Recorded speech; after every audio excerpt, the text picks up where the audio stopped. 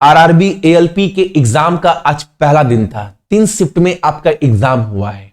प्रश्न क्या क्या आया है एग्जाम में वो तो नहीं बताऊंगा, क्योंकि रेलवे के द्वारा नोटिफिकेशन जारी कर ये बोल दिया गया है कि कोई भी टीचर या कोई भी छात्र एग्जाम में क्वेश्चन क्या आ रहा है क्या नहीं आ रहा है ये नहीं बताएगा।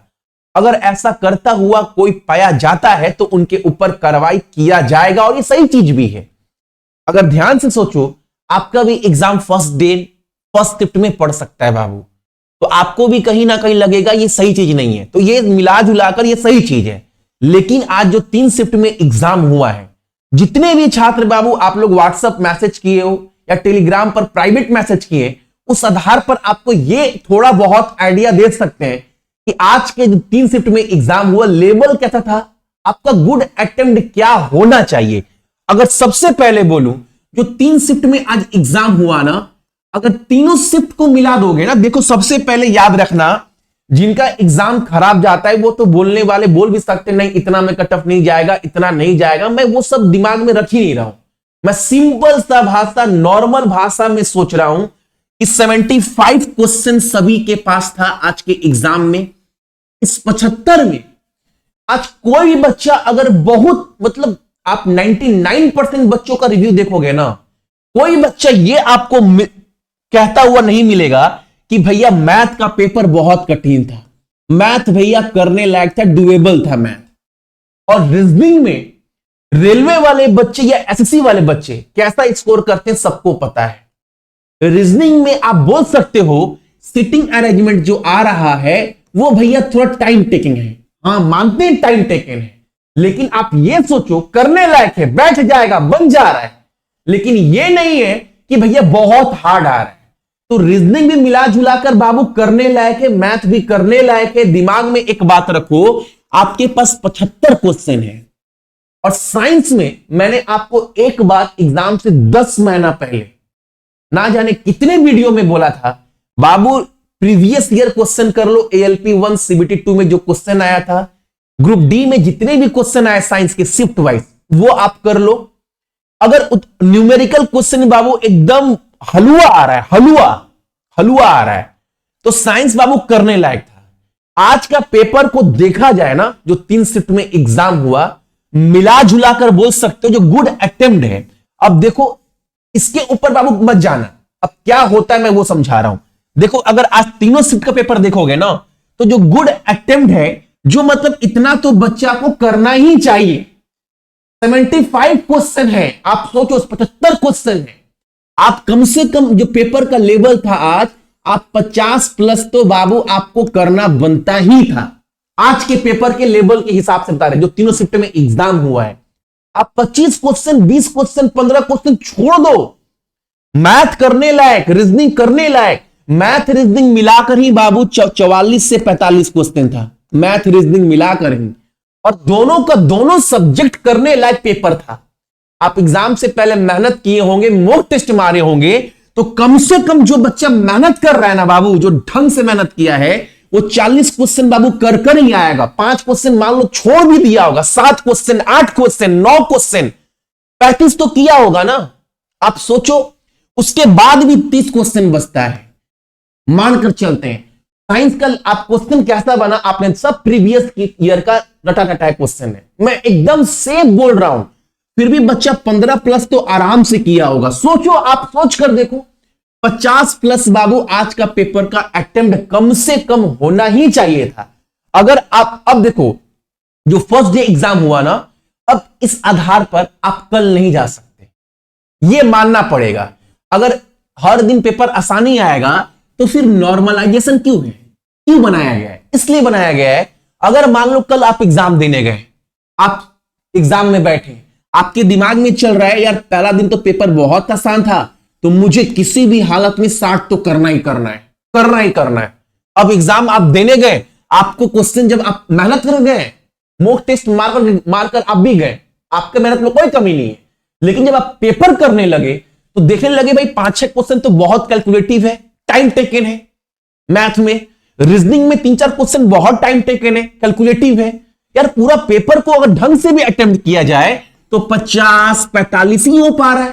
पेपर तो मेरा शिफ्ट का हार्ड है, और आपके दिमाग में पहले से बैठा है यार कल का पेपर तो आसान था लेकिन मुझे 60 करना ही करना है, अब आप क्या करेंगे? अब आप क्या करेंगे? आप भी मेहनत किए, आपसे बन रहा है 85 क्वेश्चन, अब आपको लग रहा है कि नहीं 5-7 क्वेश्चन और मुझे मारना है किसी कीमत पर, अब आप क्या करेंगे? टाइम है नहीं, टाइम कम बचा है, आप निगेटिव मारोगे, तुक्का मारोगे। तो ये काम आप कभी मत करना बाबू, ये काम मत करना। अगर पेपर हार्ड आ गया, आप एग्जाम में स्टार्टिंग का 4 मिनट 5 मिनट में ही आपको एक अंदाजा लग जाएगा कि आपके पेपर का लेवल है कैसा। अगर आपको थोड़ा बहुत अंदाजा लगा कि पेपर भैया मॉडरेट टू हार्ड लेवल है, तो आपको क्या करना है? आपको एकदम दिमाग में रखना है मेरा अटेम्प्ट भले कम हो लेकिन भैया हमें एक्यूरेसी पर ध्यान देना है। एकदम जो क्वेश्चन सही है वही मार रहा है, निगेटिव मार्कर नहीं आएंगे। इसके बाद मेरे लिए कौन है मेरे साथ खड़ा है? तो मेरे साथ खड़ा रहेगा भैया नॉर्मलाइजेशन।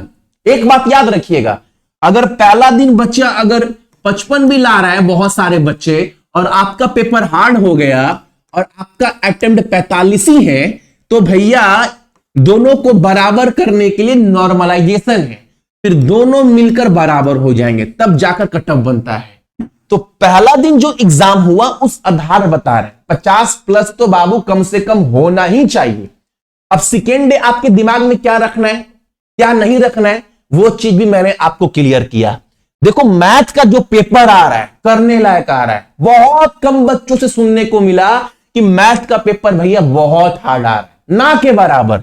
रीजनिंग में आपको एक चीज सुनने को मिला होगा, सिटिंग अरेंजमेंट जो पजल है जिसमें 3 टाइप के पजल आते हैं, फ्लोर पजल में ही बॉक्स पजल है, लिनियर पजल और सर्कुलर पजल। आप अगर थोड़ा बहुत भी पजल पर कमांड है, पजल पर प्रैक्टिस किए होंगे बाबू, आराम से बैठ जाएगा। भले 1 मिनट 1.5 मिनट 2 मिनट टाइम लगे, आप लगा देना। आपके दिमाग में बस ये रखना कि 75 क्वेश्चन है, हम ये करने नहीं जा रहे। सबसे पहला बात, पेपर आसान हुआ 57 58 59 भी करेंगे, मेरा रिजल्ट निकलेगा। हम 10-15 क्वेश्चन छोड़ भी सकते हैं, ये दिमाग में रखना। करेंट अफेयर और जीके जो क्वेश्चन आ रहा है आपका 7 से 8 क्वेश्चन, इसमें आप सभी मानकर चलो 2 से 3 क्वेश्चन अगर नहीं भी बना कोई बात नहीं, 4 से 5 क्वेश्चन एकदम करने लायक है। करेंट अफेयर क्वेश्चन है जो डुएबल है बाबू, क्योंकि एक तो क्वेश्चन बन रहा है आप सभी का आर्टिकल से, करेंट अफेयर के पॉपुलर क्वेश्चन आ रहे हैं एग्जाम में, तो 4 से 5 क्वेश्चन आप बिल्कुल यहां पर अटेम्प्ट ले सकते हैं। साइंस की बात करें तो साइंस में मैंने आज 10 महीना पहले भी बोले, आज भी बोल रहे हैं, चिल्ला चिल्ला कर बोले, हर एग्जाम स्ट्रैटेजी वीडियो मैंने आपको बताया। साइंस के लिए दुनिया भर का क्लास करने से अच्छा है सीबीटी 1 के लिए चुपचाप बाबू सबसे पहले ग्रुप डी 2022 में जो शिफ्ट वाइज आया था क्वेश्चन वो मार लीजिए, एकदम क्वेश्चन वहीं से बनेगा, बन भी रहा है बाबू। 18-19 में सीबीटी 1 सीबीटी 2 में जितने क्वेश्चन आए वो कर लेना। मैंने आपको नोट्स दिया था 1000 क्वेश्चन का, और ये आपको वहां पर लिखा है मोस्ट रिपीटेड क्वेश्चन, यानी वो कॉमन क्वेश्चन है जो अक्सर एग्जाम में आता है। वो अगर आप पढ़ लिए होंगे ना तो साइंस भी आपको एग्जाम में आसान लग रहा होगा। न्यूमेरिकल बाबू किसी से पूछ लो जो आज एग्जाम देकर आया है, पूछो न्यूमेरिकल का औकात क्या था, बहुत आसान पेपर बन रहा है। मैं ही बोलूंगा जिनका भी कल एग्जाम है दिमाग को ठंडा रखना, आज एग्जाम में क्या हुआ क्या नहीं हुआ, पेपर आसान था हलवा था, ये सब छोड़कर अपना बेस्ट देकर आना, ये सोचकर आना मेरे पास एक मौका है, अपना बेस्ट देकर आएंगे। निगेटिव मार्किंग मत करना आप कल के एग्जाम में।